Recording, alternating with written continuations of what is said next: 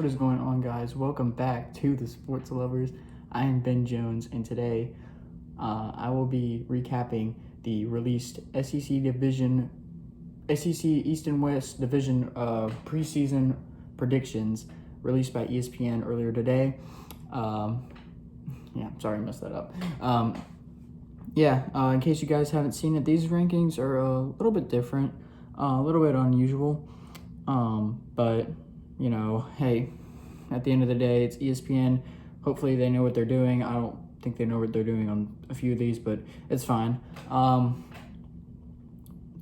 It's besides the point. Before we get into it, a couple quick things. If you want to stay up to date on all the latest sports news, make sure to subscribe to this channel. As a reminder, and if you guys haven't seen it, our channel hit 200 subs, and we are now 1/5 of the way there to 1,000. Which, if you guys have not heard or if you don't remember, we need 1,000 by the end of this year, so that we can have an exclusive interview with Dolphins defensive back Noah Igbenogany. Make sure tell your friends about us. Make sure to subscribe. Tell us what we could be doing differently. Tell us how we could improve our content.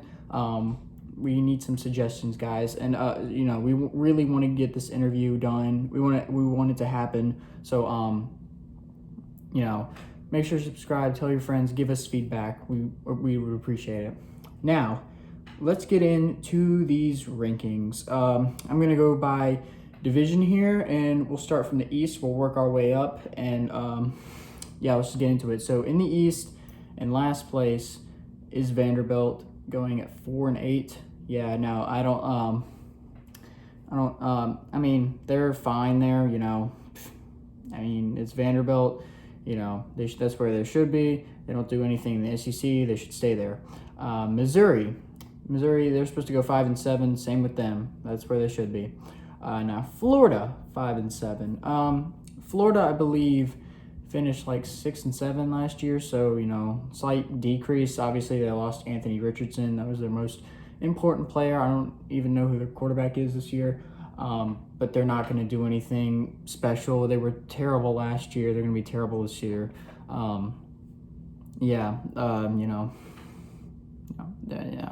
It's Florida, guys. They're not that good. They never really are. Everyone hypes them up, and they're never good.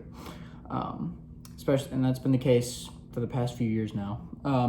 So Florida, I think they're good, right where they are, third to last in the East. Moving on to South Carolina at predicted 7-5. I believe they finished around 7-5 last year, so they're not supposed to improve, but hey, they're not supposed to regress. So good for them. Hopefully Spencer Rattler stays consistent the entire season. 4-4. They're supposed to go 4-4 in the conference. That's not bad for where they've been in recent years. So congrats to them. Hopefully they can get to a bowl game. I'd like to see it. And then you got Kentucky. Kentucky at a projected 9-3, going 5-3 in the conference. That would be a huge step up for Kentucky, because if you remember last season, they were okay, but they weren't special. I mean, they were all right. They came kind of close to beating Georgia a little bit, and that's about it. They haven't been good. I mean, they weren't great last year. They were pretty good in 2021, and up until last year, I thought they were a very strong team in the East. So hopefully they can bounce back this year. They probably will. And then you got Tennessee right ahead of them with the same overall record, same conference record. I'm assuming Tennessee is projected to have the tiebreaker, and that's why they're ahead of Kentucky. But yeah, Tennessee, Joe Milton, I believe is his name. Or I don't know if his name's Joe. But Milton, their quarterback this year, he looked very good in the Orange Bowl against Clemson. They're still gonna be strong. They're not gonna, blow everyone out of the water and start 8-0 again like they did last year. No. But they won't be bad. They're gonna make a bowl game. I believe in them.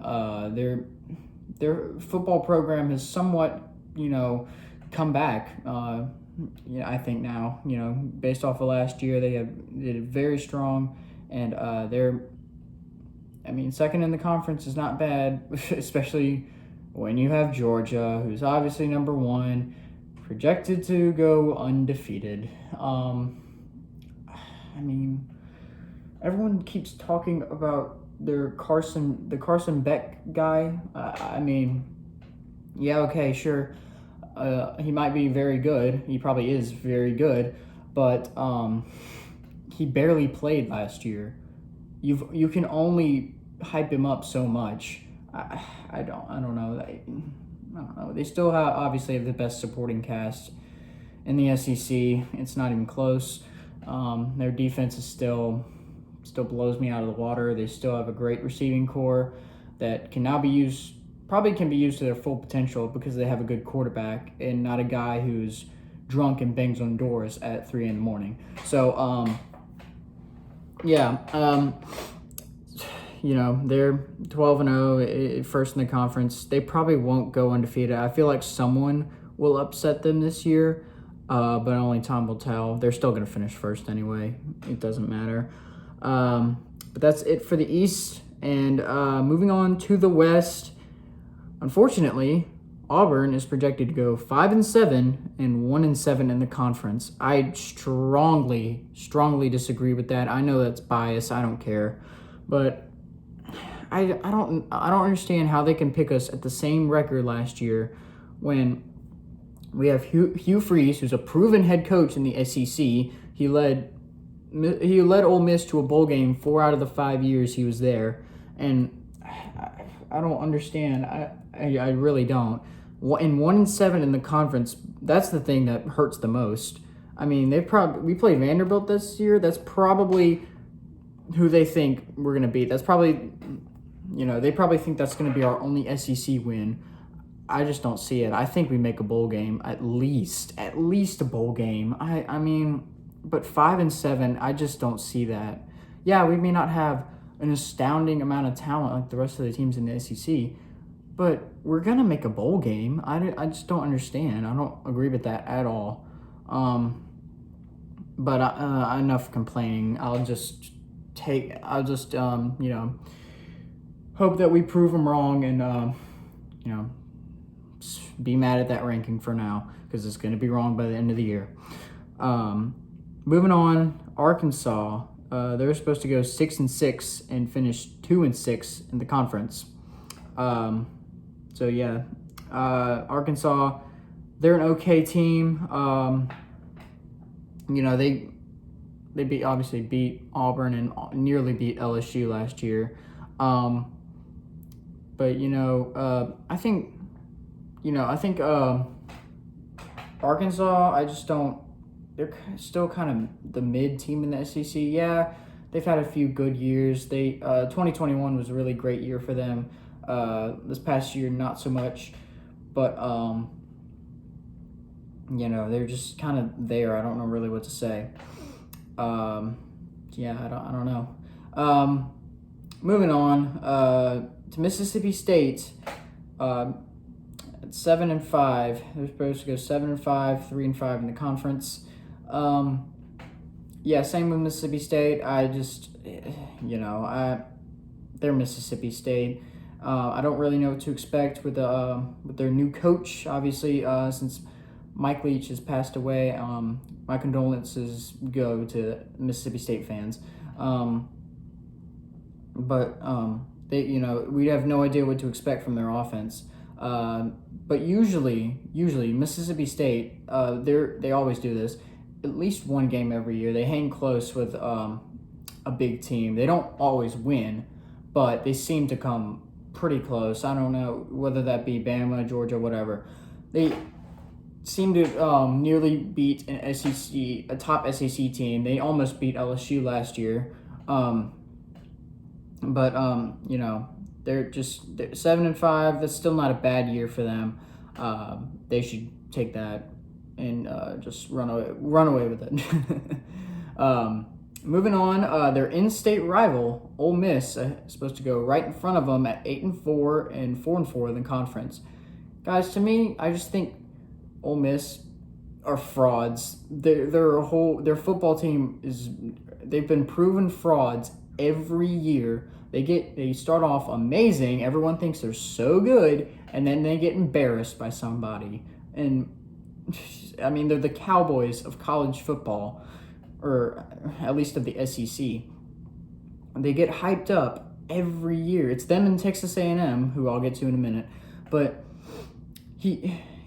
those two teams, they get hyped up every year, and they always fall short of expectations for whatever reason. I just don't understand why all the hype has to go into them. I understand they still have Lane Kiffin. I know they still have talent there, and they're still going to hang with tough teams.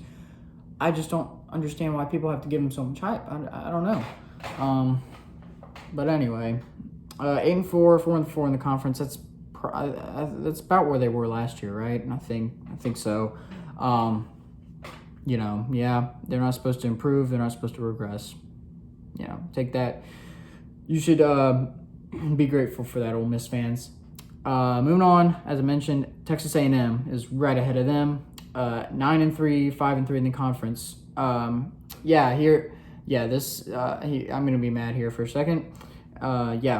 Every single year, it's Texas A&M, probably because they're a Texas team, and all the Texas teams get overhyped every year.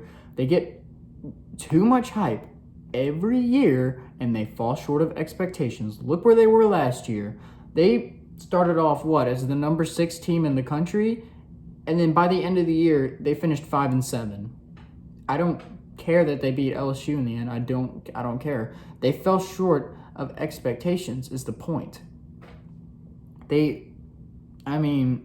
It's every year, and it's a lot of that can be attributed to Jimbo Fisher, but whatever.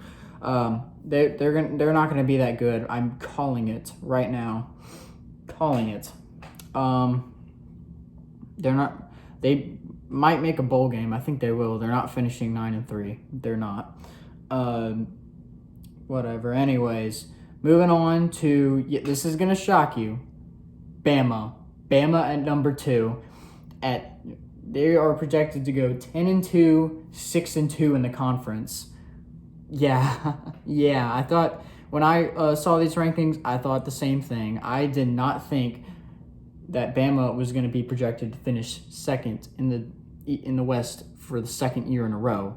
But Bama, they're interesting this year. We don't know who their quarterback's going to be. They're still having a battle. So Bama fans, there's concern to be worried. There's a lot of concern with that. And y'all's defense is probably fine. You have a good kicker for once. Everything else is fine. But it's y'all's quarterback. Y'all's receiving core is okay. I don't know.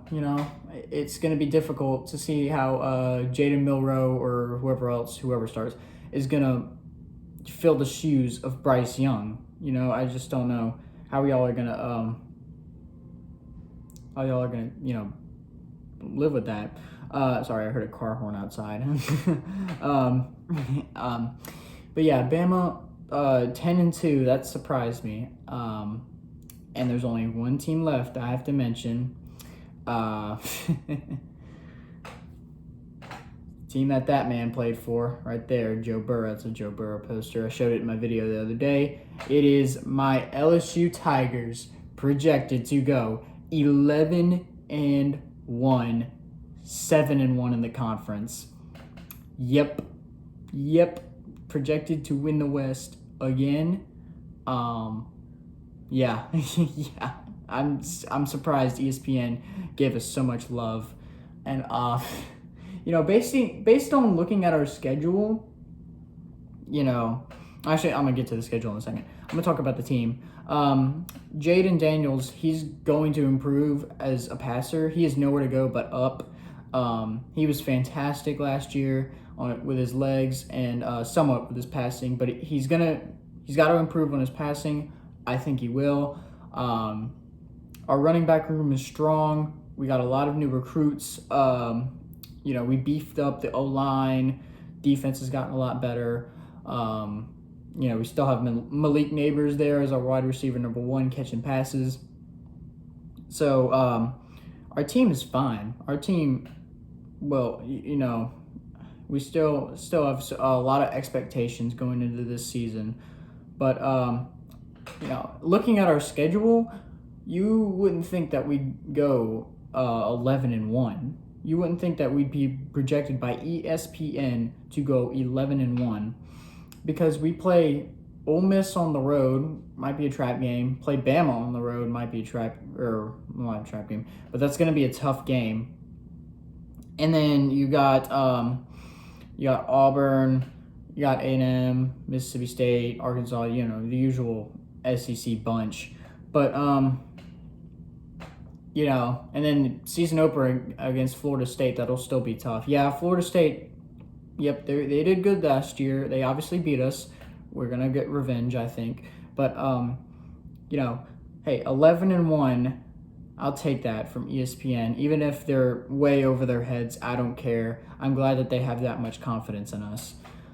But, yeah, guys, that's all for my SEC division. Recapping the SEC division predictions. If you like this video, let me know what you think down in the comments.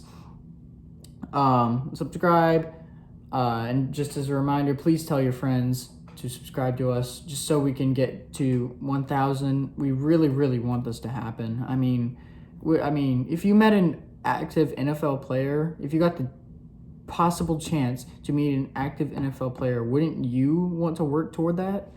Yeah, we would too. So make sure to subscribe, turn on those notifications. I'll see you guys later. Have a great rest of your day. Enjoy. Peace.